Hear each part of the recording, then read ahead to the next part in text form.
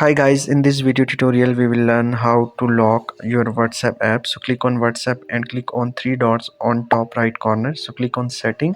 Here you can see option of account. Click on it and simply two-step verification. So turn on your two-step verification. So once you will turn on your two-step verification, the business email or any of your private email is required over here. So simply enter your email address. So this will help you out to get your backup on this email.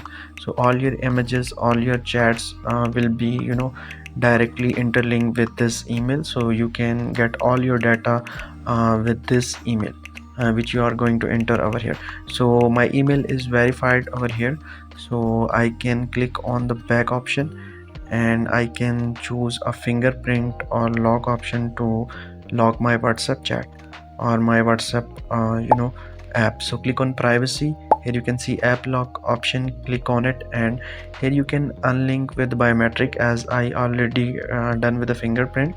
So you can simply click on biometric option and click on immediate. So it will help you out to lock your app immediately if you're using it. So here fingerprint is just applied over here. So in this way you can lock your WhatsApp. I hope so you enjoyed this video. If you enjoyed this video, make sure to like, comment and subscribe my channel.